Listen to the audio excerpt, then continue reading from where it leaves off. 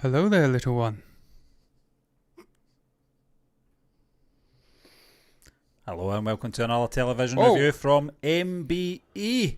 Today, John, tonight, whenever it may be, we are going to be discussing episode 7 of Scam 1992, the Harshad Mehta story. Yeah, we're here. We're at episode 7. Can't believe how quickly this series is going in. I can't believe next week is going to be the last Friday we'll be talking about this series. But we're talking about episode 7, and it's called Dalal Street Ka Dariya. I think that's how you say it. And as usual, I'll just read a little short synopsis here from IMDb. And incidentally, John, 9.1 out of 10. Again, a high rating for this. Things are getting dark. John, depressing. In the episode 8. Episode 8 is depressing for me anyway. But we talked about it last week. Episode 5 and 6 took a turn for the worst. How the tone changed from the previous 4 episodes. It gets darker again, I couldn't believe it. But anyway, Venkita Rajan gets to know that there are multiple banks involved in the money scam, and that the scam is much bigger in stature than what appears on the surface. Yes. RBI installs an investigating committee. What are the findings? I'm going to pass it over to you now, John, so you can take us through this review experience. What are the findings? The findings are that there's multiple scamsters in this financial money market industry in general in India, but there has to be a fall guy, and poor old Harshad Mehta is the fall guy, but he's not going down without a fight, Stephen, but we'll get into that in episode 8. That's not in episode 7. Episode 7 starts with him bickering at home with his wife. A decorator falls, which I laughed my head off at. I shouldn't have, but I've got a dark sense of humour. And then he really does, and look, we spoke about that. His wife is only now starting to prod and ask questions about what's going on. Why are we in this Bombay penthouse, luxurious home, 15,000 square acre home? She's only asking questions now. She didn't ask in the previous 10 years how they got from a cupboard to a borderline presidential. One episode it took, John. Yeah. Ignorance is bliss, as I say. It is. But Stephen, look, we get a brazen and amazing speech from Pratik Gandhi, obviously Harshad Mehta. He goes to, I don't know if it's a stock exchange, he gives a speech really addressing the rumours that someone has been defrauding the SBI, been defrauding the market in general. He puts a name to it. It was only the Big Bull. Yeah. He says, well, I am the Big Bull. And everyone knows him, the Big Bull. Yeah. And yes, I did take the money, but look, yada, yada, yada. He gives a nice speech, and look, there's a great quote from it, which I loved. Yeah. This is Bombay, everything will change, but the ocean will always be there. So I am the ocean of Dalal Street. Hope that's how you say it. Dalal Street. If you have the guts, then you can almost taste the sea salt. He's, in a sense, goading he's sort of, how shall I put it, pursuers to come after him and try their best to try and bring him down. He thinks he's untouchable at this stage, and there's a moment in the next episode where he, in a sense, says he's getting power, he's getting backing from higher powers, and he is, but I think he's speaking about God. But this guy thinks he's untouchable. It was a great start to the episode, Stephen, bickering, discontent at home, and then he goes and gives an amazing speech, puts the sort of facade on again for his loving admirers and this crowd. What did you make about the intro? What did you make about that speech? Because I really enjoyed that. I enjoyed it, John, but it was very surprising because you know, the sort of last 5-10 minutes of the previous episode was all about Suitcase and her issue with revealing the name of the person that's doing this, massive scam, and her bosses decided not to name him. He kills that off within the first 2 minutes of this episode. It's kind of killed that sort of tension that was in the previous episode. But at the same time, it's Harshad Mehta all over, isn't it? Yeah. I'm not saying he doesn't give a shit or anything like that. But he doesn't. He thinks he's more clever than everyone at this stage, and I think he thinks, it doesn't really matter if I put my name to the Big Bull because everyone knows me as that anyway. Yeah. So let's not beat around the bush. It is me. The 5,000 crores, is it? 500. 500, sorry. But it becomes 5,000 as the scam sort of opens up. That's absolutely mental. But 500 was a lot. It was a good speech. It was a great speech, and that was a great quote as well, John. But it shows that he's still got that control. This is probably the last time. Over the next 2 episodes. I hope he regains control. Well, I hope so as well, John. And I think maybe the cliffhanger at the end of episode 8, there might be a shift in power once more. But for this episode in episode 8, this is probably the last time I think he's in control, as I recall. Yeah, well, Stephen, look, you're right. Also, what you say is he thinks he's a step ahead. He thinks he's smarter than everyone else. He thinks that the market's going to open back up. The stock exchange, which is a roadblock on it just now, Yeah. they're on strike at this point in the actual episode. He thinks once it opens up, he'll get back to business. The market will rebound. He'll make his money. He'll pay off his dues, and it'll all go away. But it doesn't. The market starts crashing. After the story breaks, there's and this issue with the RBI governor, Vikaramanan, I think you say, I can't say his name, Vikaramanan. Venkataraman. Is it Venkataraman? Well, there you go. We'll go with Venkataraman now, because that sounds better than what I says. He sort of continues his investigation into the scam. The market reopens up. Things aren't going bad, as I did say. Trust is evaporating in Meta and his Crore sort of brokering company. The Sensex collapses, and Harshad's holdings have halved. So this really starts to put everything into doubt. Can he pay back his dues? Can he save the likes of... I'm going to bring his name up. It's actually in the next episode where he comes... Parwani. Just after they come off stage, yeah. When they're walking down that corridor, they Ashman. actually figured out the deliberate delay in opening the market up again coincided with the press release as well, which we already knew about as audience members, but they didn't. They figured that out, that was deliberate, and that's that part, and obviously and Ashman obviously gave him a couple of things on his mind, essentially saying, John, why did you admit it? We have got a graphic, because you can see my computer screen here. It's nothing wrong with that, Steve. You've got a nice MacBook. You should be showing that off. You should be proud of that. My iPad, not so much, because that is horrendous. That cover is older than me now. It has to be changed. The iPad's getting changed completely. And incidentally, if I can actually speak, it's getting late. I've been out a long time. Expect some stutters and some mispronunciations of words, because it is getting late here. But look, I digress. With that in mind, let's move on. The piranhas are suckling. They're wanting their money back. The investors are phoning them up. They're unhappy. Parwani's phoning them up. What's happening? We've got a deal here. If this comes out, I'll be ruined. I've said a little ugly trio are scheming. I hate that fat guy. I thought I put his name down. I didn't. Yeah. There's a guy who looks like Warwick Davis. There's a guy who looks like Joe Pesci. There's a guy who looks like an absolute beast. And they're all suckling. He thinks he can be the next big bull. Not a chance, mate. You've got no charisma. Yeah. No one's going to follow you like a messiah figure, as they have done with Harshad Mehta. You're dreaming, mate. And then obviously Citibank, Tiyaji, and I'm forgetting his name now. Acadia. Yeah, I just call him Citibank guy. Yeah, AJ Acadia. They're trying to ruin him. They're sensing there's blood in the water. They can go after him. So I like that aspect. You've got these recurring antagonists. I hate calling them antagonists because they're not really. Harshad's the antagonist, let's be honest. But they're just trying to get their little oars in and bring this guy down, drown him if you'd like. And there's a great quote about drowning later on as well.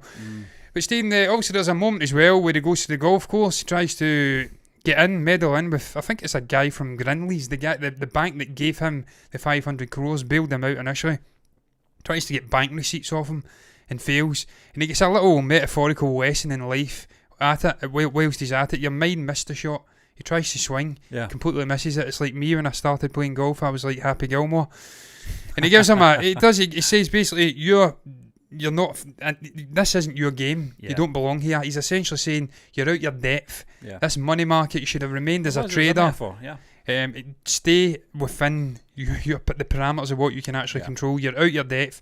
People are coming after you, and it's not going to end well for you. And of course, they do, man. The RBI uncover the scale of the scam at this point. 5,000 crores have been moving around in the fairy circles. So Chahta starts digging into his dealings again too. She wants a follow-up story. She's not happy about what happened with the first story. As you says, his name not getting unveiled. And the only way to get that is to continue to dig and obviously try and find dirt on him. So lots of things are starting to slowly, methodically build up.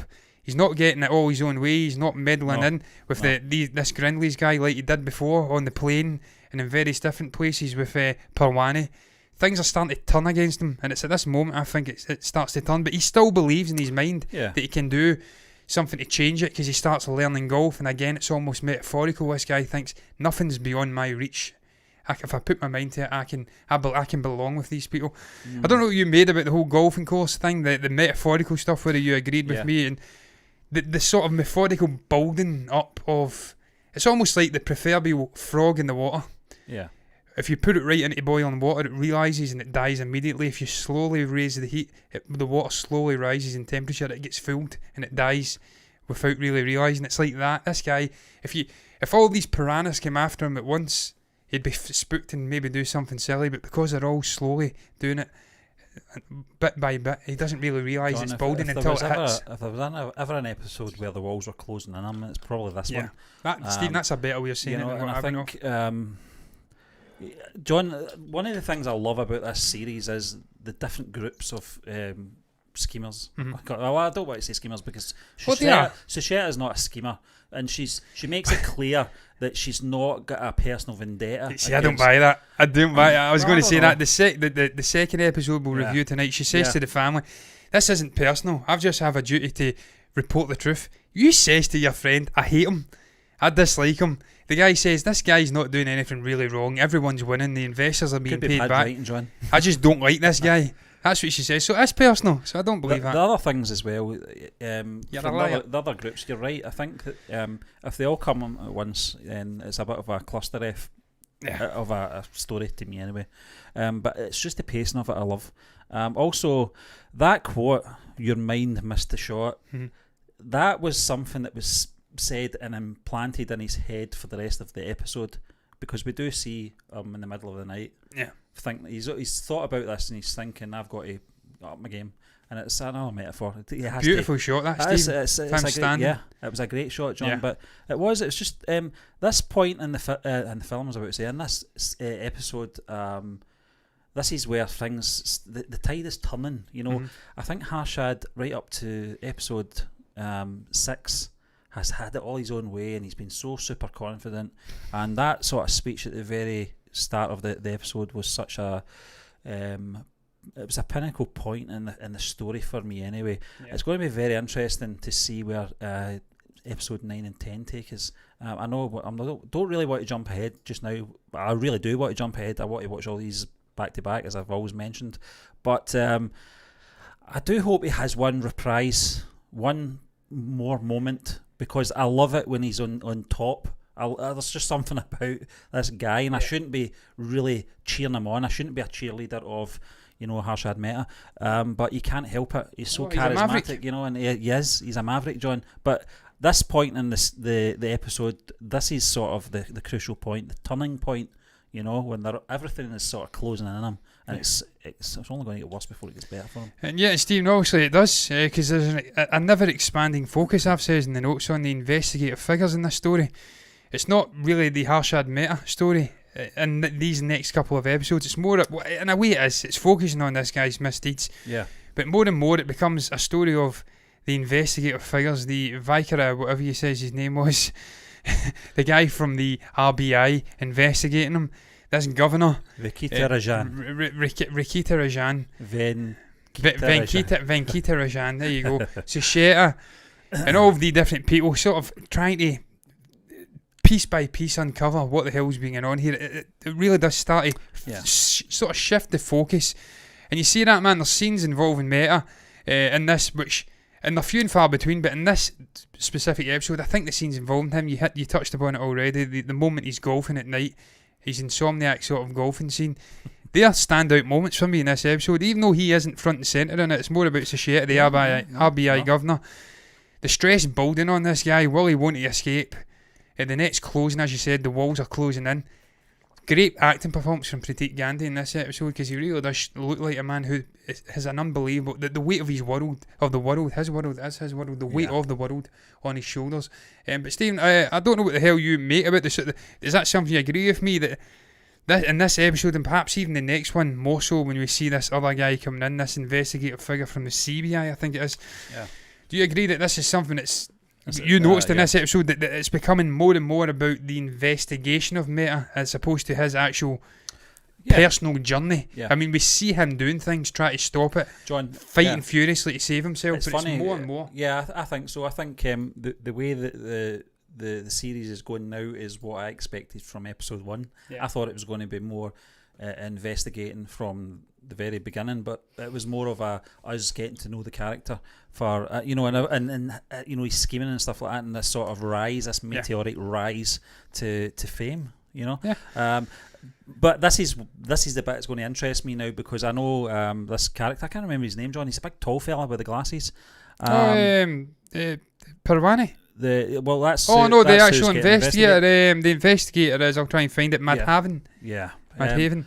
I know he rubs you up the wrong way, but there's something about him Oh, I Stephen, like. I do like him as well. He's he's like the yin to the yang of Meta. He doesn't mince his words. Yeah, Doesn't mince his words at all, you know. He's like an authoritarian official version of Harshad. Yeah. Harshad's this guy within the stock market. He's a maverick. This guy's a maverick in the investigation side. Yeah. You can hate him, but also love him at the same time. He has a way about him.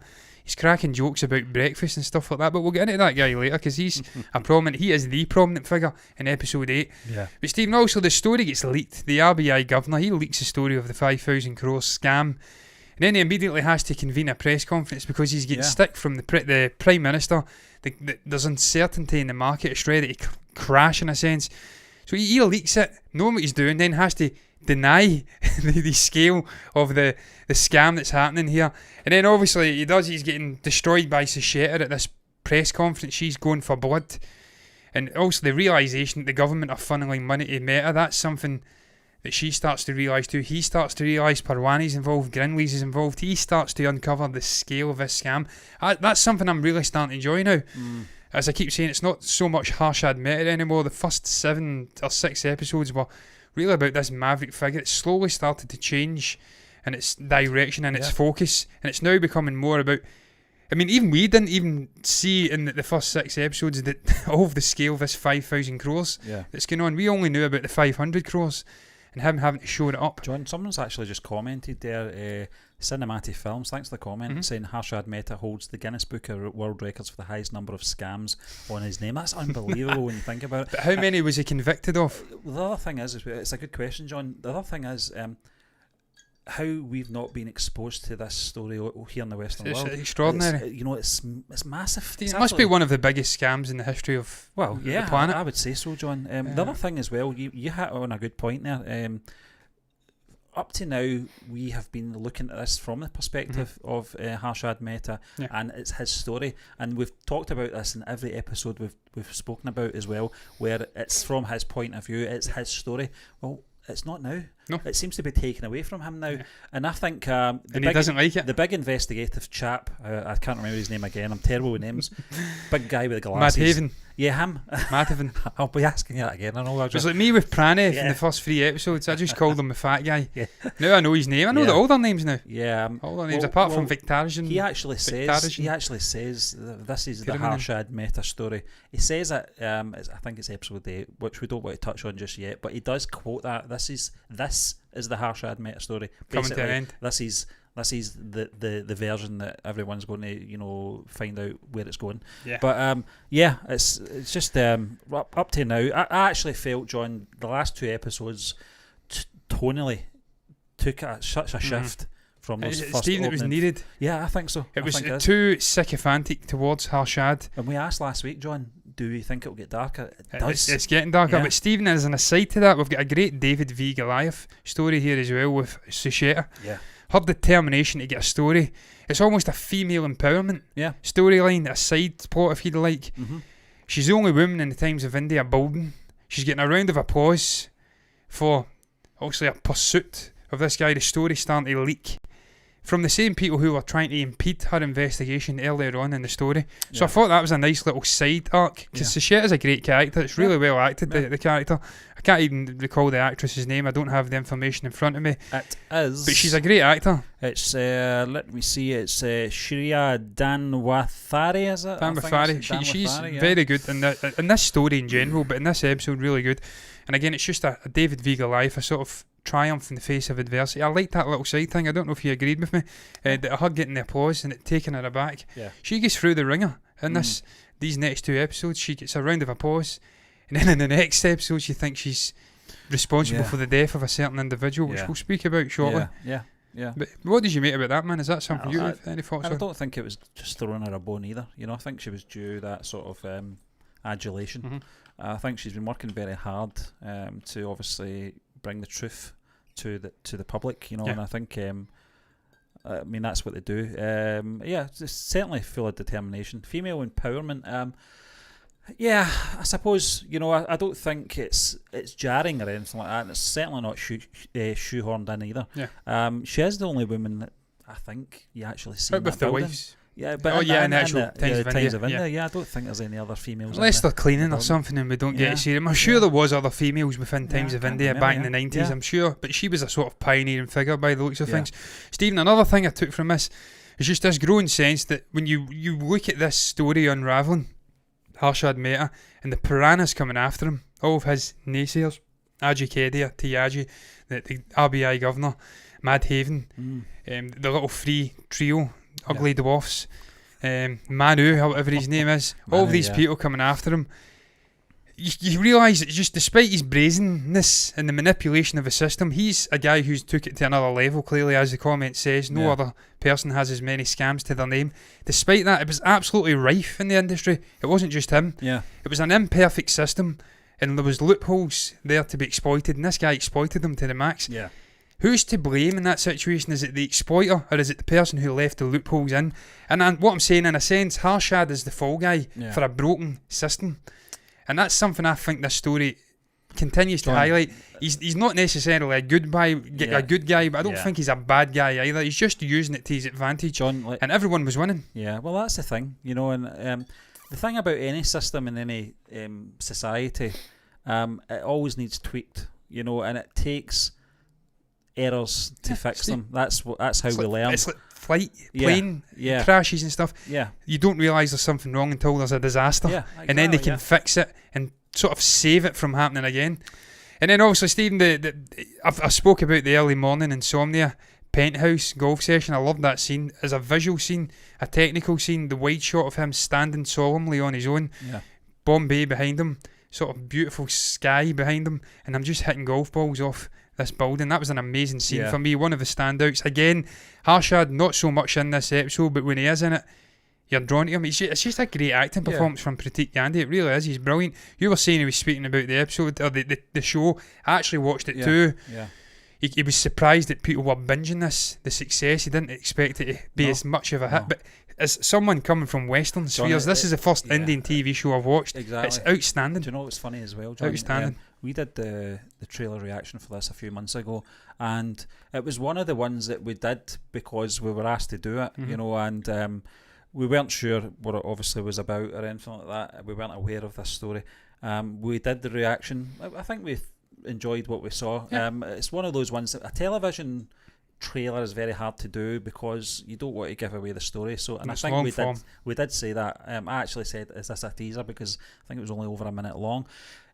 After that, it sat in our vault for quite a while. We didn't do anything with it. We weren't sure if we wanted to put it out or not. Yeah. I'm so glad we did. See, I wasn't going to put it out. No. I thought this. I didn't. I wasn't going to put the reaction out. I'm so glad I did. Yeah. The feedback we've had from our community has been absolutely outstanding. And that's one of the things I love. And it's the same when we do these episodes as well. The comments we get. People keep us right on a lot of things. The terminology, a lot of abbreviations for different groups in this series as well, which can confuse the hell out of you. It actually confuses your man, him. BRs. We've got another comment, John, in from Cinemanante. Sorry if I'm saying your name wrong here. Films. He was technically not a criminal. People loved him as he helped the poor by making money through rich society. Yeah. We did say it last week. We said he's like a modern day Robin Hood. Yeah. He just invented a technique to borrow from banks that was never there in government policy. Stephen, I'm all for taking money from these banks because they're shitheads. You've seen it with the financial crash in 2008. They don't care about the man in the street, the little man. So I loved it. I said it before, watching this, I love Harshad. I think he's a great guy. Actually looking into him, the real person, it was quite sad to see that he died so young. 47, I think he was. 40s, 2001. He's a maverick of a guy. You've seen it in the trailer. Hero, fraud. People seem to have conflicting opinions on him, but my opinion, looking at this story, it may be sycophantic, it may be biased, but I think he's a pretty good guy. All in all, I don't think he's a villain. And as I said, it's a broken system. This guy just took advantage of it. There's nothing wrong with that. Stephen, final shot of this episode. They're stepping up the investigation. It's the RBI governor, some other guy that are in a sense calling in the cavalry. It's Mad Haven, this guy from the CBI. I don't know what the CBI is, incidentally. I never did look into it. I presume it's a crime investigation bureau. I don't know, maybe. Yeah. But that is in a sense building up to what's coming in this next episode, which is one of the darkest in the season as of yet. Things really start crumbling for Harshad in episode 8, and it's all because of this Mad Haven guy. He's an absolute bull. He's a bullfighter. They call him the Matador. The episode's called Matador, and he wants to bring down the bull. What is it? Even now I'm forgetting the big bull. He wants to. They want to bring him down. So, what was your thoughts in the final shot? What was your final thoughts on this episode before we round up this review of episode 7? My impressions of that final sort of sequence, John, was that episode 8 is going to be very dark. Things are getting real. It's going to be very depressing, and I wasn't wrong. Yeah. Final thoughts on the episode, Stephen. Where would you rank this? It's difficult. Yeah. I still maintain the second one with the old dad dying. That's one of my favourites because that was a powerful moment. Shows you how light and airy it was. Those don't try to light the night because it holds all your secrets. That little thing, that connection in the next episodes as well. And some of the moments, like the raiding one where he's ahead of the step or the curve of these people, and he's making them breakfast and stuff. You're vegetarian, understand this. We've got this and that. I'd probably put it behind that one. I still rate it higher though. This is a change in tone, and it was needed for this TV show. So I rate this pretty highly. This episode, I really enjoyed it, and as ever, just flowed by, man. Like that, 25, 30 minutes in, you don't even realise it's went. This episode was one of the shortest. It was under 40 minutes. It was, It was about 37 minutes with the credits. They all feel the same length. They all feel about 20 minutes long. Absolutely rattle through it. And see, when a television series can do that, it's very rare that the likes of your X-Files, Breaking Bad, etc. How long? You're that engrossed, you just forget time. Yeah, but look, Stephen, I agree. But that's going to round up the review of episode 7. We'll be back in the next 10 minutes or so to review episode 8, a second review. But look, what was your thoughts on that? Maybe you can share it down below. Thoughts on Harshad, the thoughts on this episode in general. Share us your thoughts in the comment section. You can also like the video if you've enjoyed it and subscribe to the channel if you want to see more reviews, more content like this, more reactions in the future. If you do, that's what you'll get, more of all of the above that I've just mentioned. But look, we'll be back, as I did say, in the next 10 minutes for another review of episode 8, Matador. Bye-bye, guys.